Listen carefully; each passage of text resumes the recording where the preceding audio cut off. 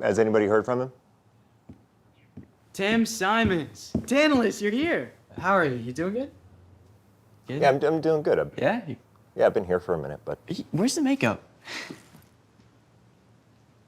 So you kept me here for a while, but you also wanted me to spend 2.5 hours in the makeup chair for a podcast? No, I just thought... I put on the costume. And the spear, too. I didn't even know. Yeah, I didn't even want the spear. They just handed it to me.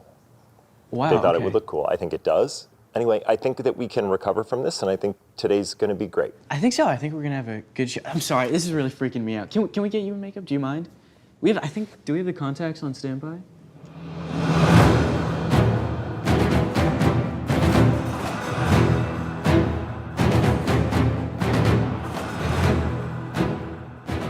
That was kind of a crazy episode. Welcome back to episode 2 of the Percy Jackson and the Olympians official podcast. And I'm so excited to talk about the chariot races. That was something that we had put so much work and so much effort and so much love into. And I'm so excited to start talking about it later on in the episode. But right now, I wanted to talk about, selfishly, something that I loved getting to bring to life, which was the wedding dress. Every question I've ever gotten about season 2, frankly, has been about the dress. Literally every question, like in interviews, at the Comic-Con panel, like no matter where it is, I've been asked about the dress. And I'd also be very remiss if I didn't mention our incredible costume designer for season 2, Kate Adair, and our incredible costumes team who's there on the ground with me, helping Walker and I switch in and out of the dress, like less than 30 seconds. Wedding dress?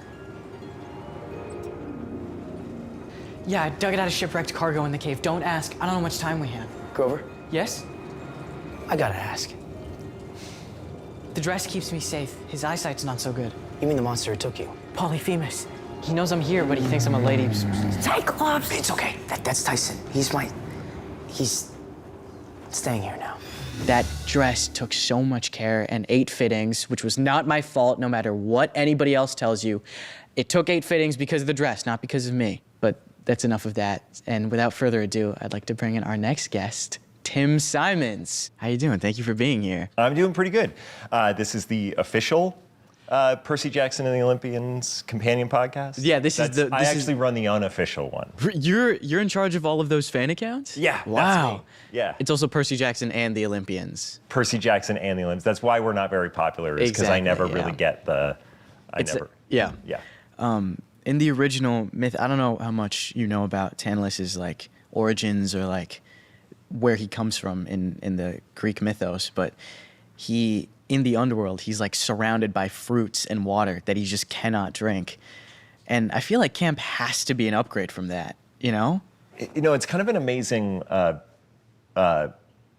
curse. Yeah. In that everything is right there for you, but you can never actually quite get it. Yeah, I mean, And that was sucked. It's really brutal. Yeah. But one thing that I think is incredibly funny is that the gods were like, okay, he's been doing that for millennia. He's been in that water, not being able to drink for millennia. He's been underneath those grapes, trying to get him to eat for a millennia.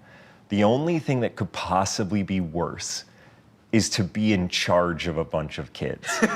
That this is actually like a step up in the punishment. And like, yes, he does get out for a minute, but even with that comes the idea of like, well, now you're responsible for a bunch of teenagers, which as a parent of teenagers, I can tell you I might prefer the underworld. Wow, interesting. Yeah. Well, I know, speaking of your kids, I feel like I've heard, I don't want to assume, but I'm pretty sure I've heard that they're fans of the book, right? Yeah, no, they're huge fans of the books, and this was a really fun opportunity for me that came up because most of the stuff that I've done throughout my career has not been exactly kid-friendly. And so I think that it was a really amazing thing to be able to get an opportunity to jump into something that not only that my kids could see, that my kids were sort of already interested in. They had gotten into the books before I got the offer to come up and join you guys. Did you, when you first got the job offer, did you run it by your kids to see like, is this something I should do, or like? Did you just surprise him and we're like, hey, your dad's gonna be running Camp Half-Blood? Yeah, I just surprised them with that, and they were pretty stoked. I don't That's run really most of my career choices by them. That would be a little odd. I think we should start leaving your career in the hands of children. Yeah, 2 13-year-olds. Yeah. Just to be like, hey guys, I got an offer. What do you think? And they're like, well, I don't know. They didn't think there were enough fast cars. I can't do it. They want me to be in Fast and the Furious, and that's it. I wanted to ask you about what the dynamic is like between Tantalus and Mr. Deese. You two in real life are friends, hopefully, I think. But in the show, you guys, I mean, you're kind of his subordinate, or are you equals, or like what is the power dynamic between you two? That's an interesting question, because I love that he is the camp director, but seems to abdicate all responsibility at all times. Yeah. Like it seems like he is just like, I mean, it makes sense for Dionysus as like a party guy. Yeah. To be like, yeah, I just got like a cush job and I'm gonna let everybody else do the work.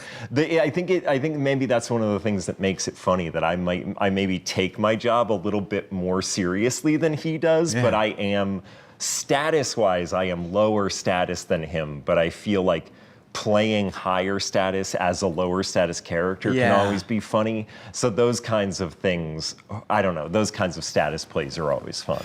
Weapons allowed, dirty tricks encouraged. Ooh, you skipped no killing?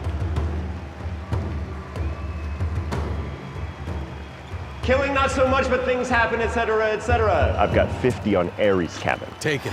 One of the things I wanted to ask you about in that world, actually, our acting coach, Andrew, constantly talks about, like, acting burns more calories than you think it does. And, like, I did a scene the other day, and I came up to him, and I was like, I feel, like, light. Like, my body feels weird, and I feel like I just got off the treadmill, and, like, walking feels really easy.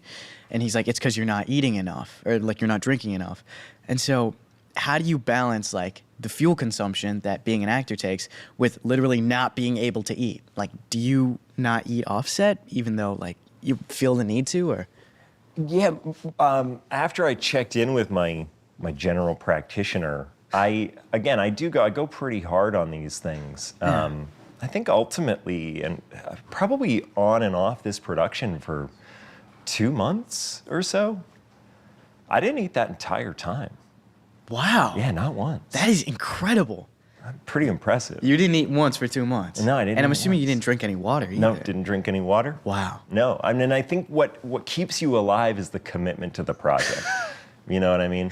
The love of the craft is the only The sustenance love of you the need. craft One of those acting things. is Yeah. what fueled me. Yeah, I no, didn't 100%. eat or drink. I'm still dealing with the long-term health repercussions. Those are ongoing. You actually didn't dye your hair at all. It just turned It stark ju- white it from the just turned stress. solid white from lack of calorie intake for 2 months. Yeah, I mean, I've heard it's just gonna start going. Yeah, right now I'm like patient 0.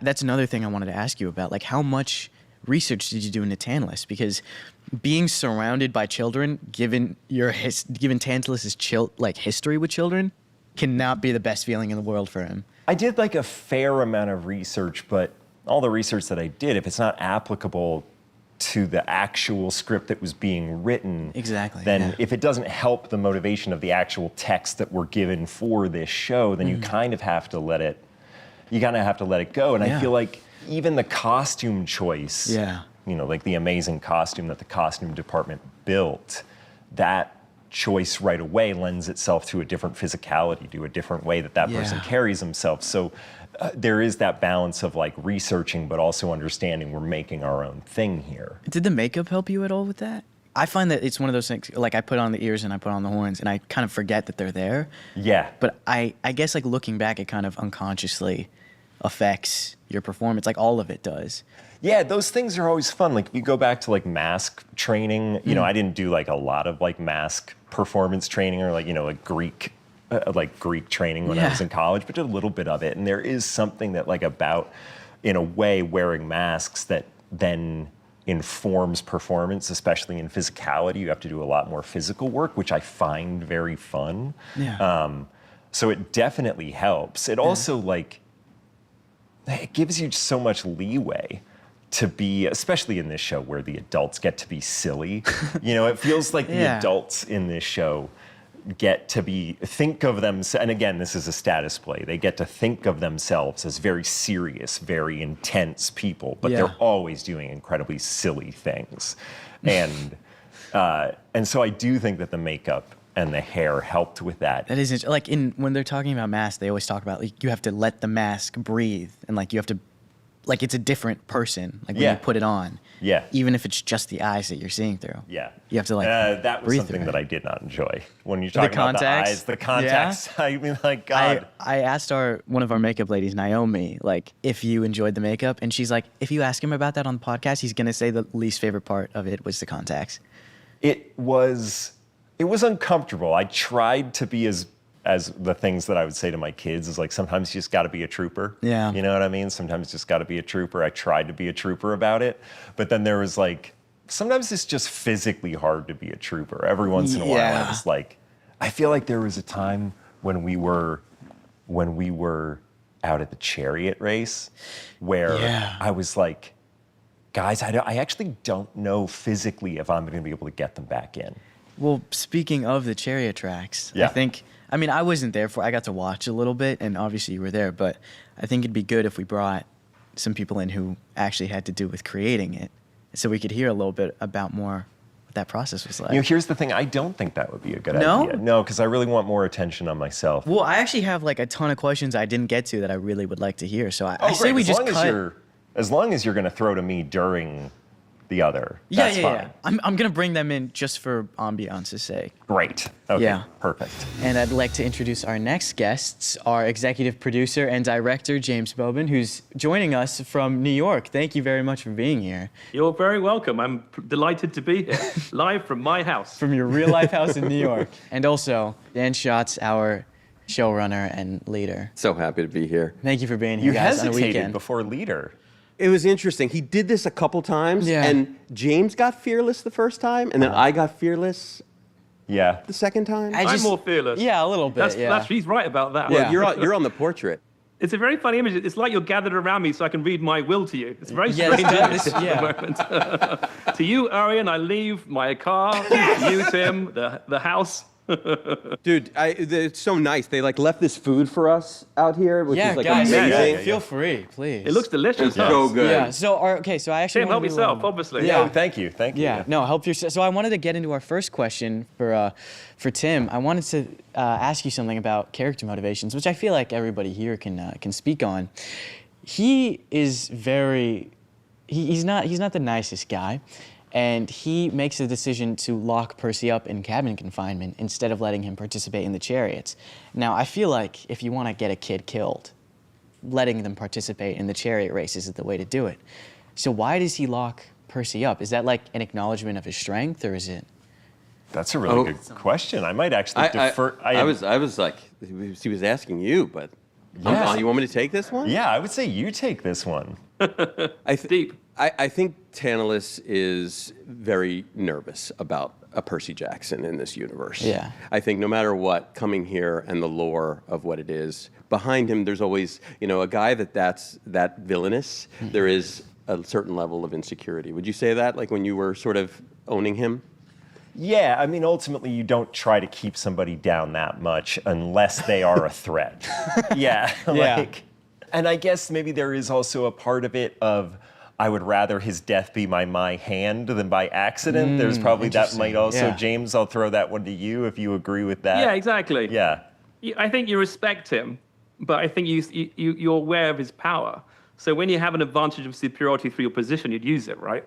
And then you choose your moment carefully. So initially putting him away makes sense, I think. Yeah. I think rather than letting chance, the chance of an accident is not as good as a purposeful, elimination, shall we say? He's also new at this job, which is also what's really fun about it. He has kind of no idea what he's doing. Yeah. But wants to be in control, wants to take over, wants to show dominance, and will do whatever it takes to do that. Yeah. He's like a classic headmaster who hates kids. That's what's fun about him. It's just a really funny moment throughout. He's a great adversary for Percy. It's a really enjoyable moment you guys have when you're talking about the rule books, that sort of thing. Like one-upmanship is really fun. Well, speaking of, I feel like that archetype of, headmaster who just hates the kids is pretty common. I just watched Dead Poet Society for the first time, and that's a pretty big archetype in that character. I do wonder like what Rick like Pulls from because there's like so many characters like this throughout the series, and I feel like as a teacher he probably saw so many things. He must have seen some. yeah. Exactly. I got the chance to speak with him, and he actually said that Mrs. Dodds was a very real woman. I'll go ahead and tell you about Mrs. Dodds. When I was telling the story to my son, I was drawing on real names of people he knew because he went to the school where I taught. So he knew all these people. Mrs. Dodds was the pre-algebra teacher in 6th grade. She was one of my critiques. Her name was Mrs. Dodds. And she was a little intense, and the kids were scared of her. So he thought it was really funny that Mrs. Dodds turned into a monster. And actually, when I read it to Mrs. Dodds, I said, I have a confession to make. I turned you into a monster and killed you. Here you go. She loved it. She loved it. She said that all the kids were terrified of her now, and it made her life so much easier. Same name, same everything. So maybe Tantalus is inspired by one. But It's gotta be. when you're making an adaptation, obviously, you can't just draw from the source material. You have to draw from everything that you know. What are some of the characters that inspired Tantalus for our beautiful version? I don't know if you mentioned this while you were on, but did you mention what your look was inspired by?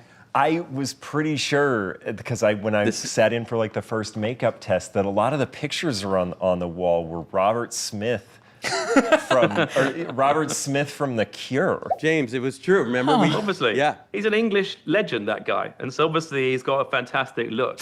And it's a great thing for a teacher to look like him, and a leader to look like him is a very, very good start for a character. So we thought that his hair particularly is very interesting. And I think with Tim's great physical presence, he's quite a tall chap. You have that stand-up hair, it's going to really make it really interesting. I always forget how tall he actually is because He's I didn't really so work tall. with him. Yeah, and then like let's add another 9 inches of hair on top. Yeah. And thick shoes. And Yeah. thick shoes. Like it's a ridiculously tall. It's actually really fun like that. You can accent the character. I think one of the really brilliant things about the choice that you guys made is that like ultimately this is a show that is geared toward a younger audience, and you want it to be thrilling and you want it to be scary, but then in a way always finding ways to undercut that by basing the character's look off Robert Smith from The Cure.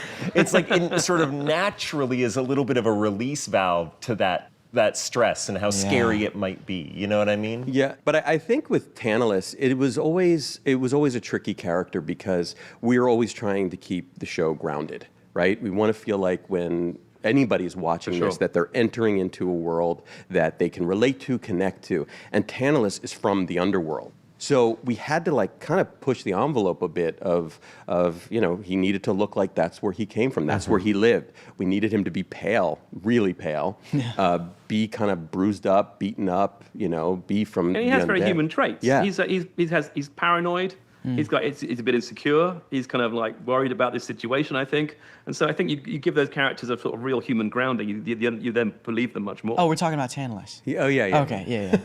No, No, not me. I'll say something nice Not about Tim. him. No, Tantalus. James, we do have to give a shout out to Tim, because even though it was so like pushing the envelope and over the top, like you're the one who grounded it.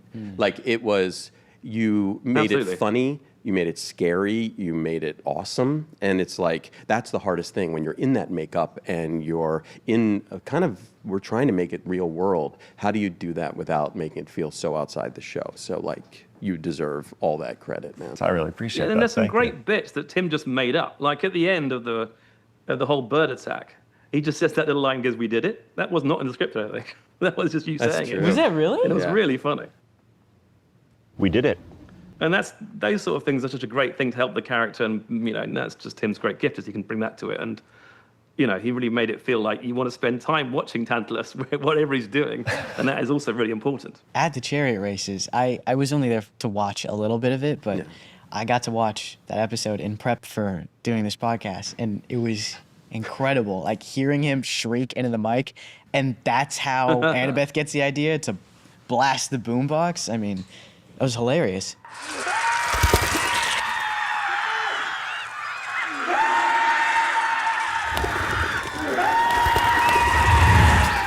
I wanted to ask, why Mariah Carey? It was the writer's room. We all were sitting around and literally go, what's going to scare the birds? And it was, what is the highest, who sings the highest note possible? Yeah. And everybody was like, I think it's Mariah Carey. And then Yeah, she's famous for she's it. famous You for know what I just mean? She has hitting incredible range. that whistle just that. And those high notes she gets are amazing. You can't even believe she actually can do it. It's like, how is it? It doesn't feel human. Yeah. And she has that note, and it's the build to the note. Like that's what works so well in the scene is like the Yeah, it goes up and up and up. Yeah. like builds and Yeah, builds. yeah, And so exactly. when all the birds are attacking, it's just beginning, and then you have that crescendo rise, which is just like, it's kind of epic. What was super helpful there was that if you watch that scene back on that dais up top where you have Mr. D and Tantalus, on the left there's a giant plate of fruit which Tantalus can't eat. Now that fruit was in the sun all day and it attracted loads of wasps. And so what was helpful about that is that when we did shot the bird attack, I think you guys were generally brushing away actual wasps, which makes it look a lot like you're being attacked by birds, because your defense against a wasp is a lot like your defense against birds. Yeah. And so you just let it run. Yeah. And so I remember Jason being just attacked by I think they bees were and in wasps his all hair. day. They were everywhere. And so because of that giant fruit plate, they were trying to eat all day. And so I said, you guys just use the wasps as the birds. And that sure enough worked pretty well. We have the wasp and you have Jimmer screaming into the mic. Yeah. And Oh. I feel like that's all you need to replicate fake Oh my birds. God, you're reminding me of Jim screaming at the kids, Yeah. which was, so Oh. Jim is our first AD, and you remember when he had to sort of get all of these extras, these amazing kids from all over British Columbia to freak out. And so it was just his unbelievable performance where he was just like literally just shouting over You had to and get them to over. react to every moment. So basically, obviously, the sequence of the chariot race lasts for ages. And so Jim had to basically memorize the events of the chariot race and then speak them out loud in real time and have the audience react accordingly. So that takes about 15 minutes. So he does it, and they're really good. And he turns to me, and I go, right, do that again. Another take, please. And then how many hours later, he's still face. doing it. Yeah. And those kids delivered. Like Yeah. they Yeah. totally did. And what was awesome about, so ILM did the VFX of the birds. And if you look closely, if you go back and watch closely, you'll see that they added CG hair and CG sweaters and everything for as all the kids are swatting them away, like you see the birds actually pecking at all of the kids. Oh, that's so and cool. they have full interaction. It's awesome the work that they did. But that was an amazing experience. But the chariot, going back to the chariot race, to just talk about that experience, I think for James and myself, like it was probably the tallest order I think in our careers. Like trying Yeah, to we knew it was coming. we knew it was coming and how to achieve it. And it was, there's this moment where you go, okay, we need horses, we need a chariot track, we need children on makeshift chariots, and we need to do death-defying stunts. And it was kind of Yeah, that's a lot. it was a lot. And we shot for like 11 days for 6 minutes of footage. Yeah. And it was kind of a game-changing moment for the show, I think, because it was like, how far can we push this? What can we achieve without, like, I sort of came out of the gate saying, we do not want to do CG horses. We want to do this practically. We want to do it for real. And it took everybody. It was the greatest, like, collaboration of people I've ever witnessed. Jim Rowe, our EP, who's in charge of the production, was to call the #1 horse guy in the country, a stunt coordinator who is a legend was a legend in the business. It was a guy named Danny Virtue. Danny Virtue has probably worked with every star ever and trained them on horses, and every big movie that's come up here. And right as we called him, we said all of those things with all those impossibilities, and he said, when do we get started?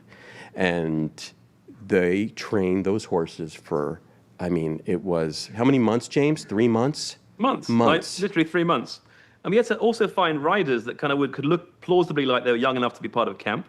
And so we basically got every single young cowboy from the Calgary Stampede, came straight from the Calgary Stampede to Vancouver to shoot with us. I remember very clearly that we talked about it initially, very much no CG horses, this will all be real. But I was also told at the same time, we can never shoot actual actors with real horses at the same time in the same equipment. So that makes our lives much harder, of course. But at no point were two horses let by themselves with our actors, because it's too dangerous. And obviously the priority is our actors, but also for the horses themselves. So it was a real technical challenge. And Danny, of course, was just the best at helping out with this in terms of like how we can actually practically do this. It was a long few weeks, but it's such a fantastic result. I get chills. Like I was, when I at first, like we had cut it, but then we were sitting in the mix and hearing the sound for the first time.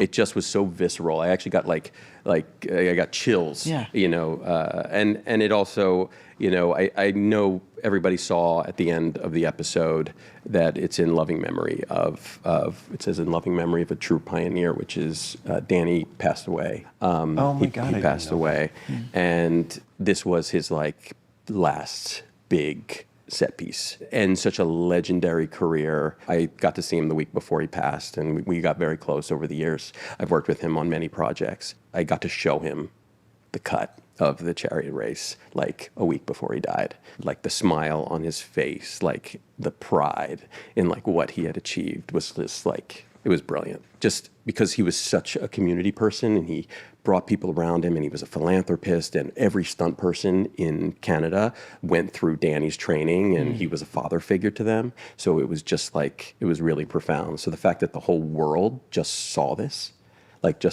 chariot race is like such a gift. And so James and I are like so unbelievably grateful. And Arian, you got to spend time with Danny. Please, Finn. Yeah, I did. I got to spend time with Danny on his ranch. We all went up for, we got to all learn how to ride, which I thought was very sweet. I'm not even within like a 10-foot radius of a horse anytime this season, but I was still invited to ride, and it was genuinely one of the best experiences of my life. Just something about being there, and I don't know, I think it genuinely did do something for us as a family. And those stables we built on the set were actually used for horses overnight. Yeah, the that's horses awesome. lived on the set for a long time. So Danny and the family were up there for a long time, helping us out with that too. Just managing the horses alone was a huge job, because we had a lot of horses. We had like 20 horses up there. Yeah. So we had a huge number of horses on set all day. Not to mention all the other stuff that we use those horses for. We use them for the Pegasi, we use them for the Centaurs, like especially in season 2. Chiron is a horse. Chiron literally is a horse. Yeah, Cologne. Like, there's so many things that we use those horses for. That scene, in my opinion, the entire chariot race sequence, like, raised the bar for the show. Like, we were a good show season 1, and then this was like a trial by fire. I mean, this guy had like the first, he had the best seat in the house to watch it all. Yeah. Yeah, in the royal box. You were up there in the royal box. Yeah, basically. Like the emperor. I had a couch, I had some shade. Yeah, you had a big horn you could talk wasps. into, some wasps. I mean, just for me, like I've said this before, but just for me, like looking around, I like when we were down at San Diego, I said this, but I'm used to working on like shabby comedies, and there is like we don't really have like a horse. I've never had a horse budget, like a horse budget. Never had like for an amphitheater. Yeah, I've never really been around amphitheater budget, so it was really exciting for me. I'm sorry you had to work with Jason though. Yeah, it's okay. Seriously. What was the hardest part about working with Jason? I mean, it's hard to single one out. It really is. At a certain point, when something's just so bad, you really just got to ride the wave. Like what's the difference between pain at a 10 and pain at a 9? Exactly. You know what I mean? It just all hurts. Yeah. What was great about that was that not only was you and Jason, Tim, it was also Ryan, who is that fantastic who plays the assistant sailor. We got to talk about Ryan. And Ryan is also is a fantastic comic. And having the 3 sort of comedy powerhouses in most of the scenes together was super helpful. It's terrifying really for everybody else, but awesome on camera. Well, you had to teach him to be a goat, right? I had to teach him how to go walk. Yeah, how to walk. That was the first time we brought in for season 1 this incredible movement coach, Rod, and I'm so glad I got to see him again on season 3. But he originally taught me how to goat walk, and this was my first time teaching someone else. I was like passing down the mantle. It felt so wrong. Like I felt like he was gonna replace me, but I sent him a video from like the balcony of my house, being like, hey, this is how you do this. You're on your toes, and you kind of want to squat down, almost like you're sitting, and you bring one foot back, and keep one foot forward. I just think that's indicative of like the effort that we put into every aspect of the show. Like we built those chariot tracks. Like it's all practical this season. It was a field. Right now, that's, a field. by the way, it's gone. I and saw now it. there's 4 cows Yeah, just sadly, it's gone. eating grass. Oh, it's Freaked sad. me out. Yeah. And we all Yeah. the cabins, we built those. The dress from this season, which we Oh my see God. in the season. It was the cabins itself were right next to where the chariot race was, and that was James. Tell the story about you and I, like walking in the first time into those woods 4 years ago or whatever. Yeah, it was. so obviously this was season 1 a while back, and we had to choose a place to put the camp. And in the book, it says it's outside really, so in a field. And I felt that Dan and I talked about it a lot, and putting it amongst trees would be kind of interesting, because the idea would be then that the trees had grown up around the camp. The camp had been there for a really long time, and so it needed to be kind of an old growth space. And in Vancouver, that's quite hard to find these days because lots of Vancouver sets have been shot. So I saw like 20 different pieces of woodland over a period of like months. And eventually we found this space that just kind of worked for us, because it felt like it had been untouched and been there a long time, but it had a sort of remnants of old growth. If you look outside the Hermes cabin, there's a fantastic old tree, which must be like 2 meters in diameter, like huge thing. And so it felt just really old. And so then we built the cabins and really left the trees as they were. You can't cut them so down. It looks like the trees have grown up around the buildings rather than vice versa, which makes it feel like a really old space. And so I love going back there every single time, because it has a real magic to it, I think. Another scene that I wanted to talk about, speaking of the cabins, is that scene in the cabin with the empathy link sequence. Yes. It's a huge part of this season. And there's a moment in the Poseidon cabin where Percy, I'm putting on the veil and tiara, which is a whole other thing we got to talk about too. Like the veil and the tiara, the dress. But I cover myself and I'm like, how do I look? And Percy, this wasn't originally in the script, speaking of improv moments. And it's just supposed to be, how do I look? Cut to the next scene. But Walker, on one of the takes, he was just like, beautiful. And I'm so happy that we kept that in. You said his eyesight's bad. Can't you see past him? He can still smell. He thinks I wear goat-scented perfume. Soon, he's gonna realize I'm a satyr, and the dinner is me. How do I look? Beautiful. On that, I feel like it'd be weird of us not to acknowledge the gods in this episode, with Lynn making his big seasonal appearance in this episode. I come bearing gifts and a special message from your pops. Quest approved.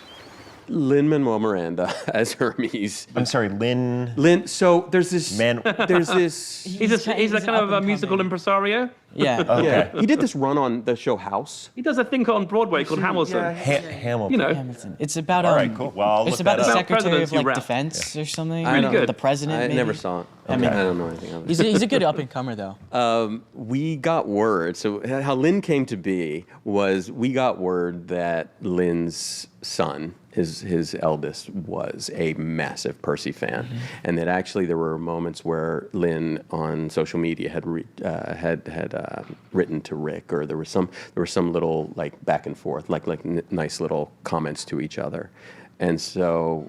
You know, I went to Wesleyan University and Lynn went there, so we have a lot of mutual friends. He was a few years younger than me, but I'd never met him. But we sort of just put the feelers out there, like would he come? Would he be interested? And it took a second, and then we wrote. You know, he was very busy, and then Rick wrote a letter to him, and very quickly it was just like, oh no, Lynn needs to do this. Like it wasn't like, oh, maybe it was like, no, once it got to him and he was like, no, Lynn's going to make time to be in this show. And it was like, it was a dream casting. So occasionally, obviously, I also, not only my kids come and visit, but my mum. My mother is very keen to come and see what I do. I met her like 2 days ago. She's the sweetest. She's In fact, awesome. I only met her the other day, Yeah. right? You met her She's for the first very time. lovely. But she just sits at the back of the video village watching what's going on. But obviously that day, there's Lin-Manuel Miranda on set, and she is a huge fan of his. So I've now got in my collection a whole load of photographs of Lin-Manuel Miranda and my mum sitting together as best friends at the back of Video Village, just kind of hanging out. And they talked like all day, because, you know, between takes she'd come over and hang out. And so I think for her, it's one of the greatest days ever that she got to spend time with this guy. He's one of her absolute heroes. And it couldn't have been nicer about it. But now I've got lots of photographs on my phone of the two of them together as if they're like regular friends. It's just a fantastic thing. It's really funny. But, you know, with the gods, it's like, you know, you got to work with Jason as like one of the gods. It's like the gods, like going back to like our grounded comments, like the gods we wanted to make real people. Like in that scene, you know, when he's talking about Luke, it's like you feel the pain. Like you feel the pain that he has for this disconnect from his son. Unbelievable. I try to do everything right, and I can't get my dad's attention for a second. Meanwhile, Luke is trying to tear down Olympus, and you're trying to save him. He's my son.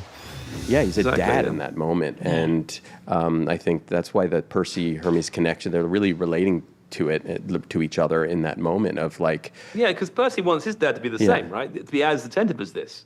And he really feels that. You know, the thing he thinks it's Poseidon to begin with. And it's kind of sad that it's not, you know. That whole scene kind of has that at the beginning of it. Because Percy would love Poseidon to be as concerned as Hermes is about Luke to be about him, you know? Yeah. It's a really interesting moment. And they all do it. Like even Jason, and you can talk about like just working with you're the one who gets to work with a god every day. Like it was even Jason, who is ridiculous and you know hates everything, and he's still, there's moments where it's like he shows us when Jason has those moments where Mr. D really turns on, like, you know, about Kronos, that moment where the severity of Kronos is back. Like it is, you see that fear in his face, and it's like, so even though he can be as heightened, it's like, no, there's still underneath there is a child who is scared that his father's coming back. So there's just ways, like I love the different people we've cast for all the gods and how they are bringing that humanity to each one of those roles. It's because like the way we talk about it, this is a family saga. Like everyone's related in some point. Like this is all a big giant family saga. It's a family that you can recognize. They're recognizable members of your own family, pretty much. I did want to talk about Tanlis's beach attack at the end of episode 2 when he kind of sees Percy and Annabeth off, and Tyson. He misses his initial shot, and he could have just like walked up right behind him and just shot him in the back and been like, okay, we're great, and this whole thing is over now. But he does the very classic like villain monologue where he basically buys the hero time to get away after being alive for like, what, 1 million years and probably making that same mistake in front of the gods. Like, I feel like he would have learned from his, like, does he let him go? No, I think he just... You don't bring a crossbow if you're going to let I someone don't think go. you're going to bring a crossbow if you if you're going to ultimately be like, yeah, you guys are free to go. These have been tipped with celestial bronze, which is perfect for killing monsters and demigods. No, I remember having conversation with James about this, about like, you know, if you have been in the underworld for millennia planning a revenge, I think you want that to take as long as possible. Yeah, you enjoy it. He enjoys the moment, really does. Yeah, you have to relish the moment. It's the same thing as locking Percy away. You just you don't want to let that moment go. Yeah. Also, it's making a point to the gods, right? That's the real reason for this moment, is making a point to the gods about his own situation. It's like it's almost like a revenge against them, the children of the gods he's going to kill. Yes. And he wants to make sure the gods can see that. They witness what he's doing. And I think if he just kills them from behind, it's not quite as good. He's planned this whole thing out to the very last bit. Yeah. And it is funny to think about the fact that he probably has been planning this for 1,000 years. A long time.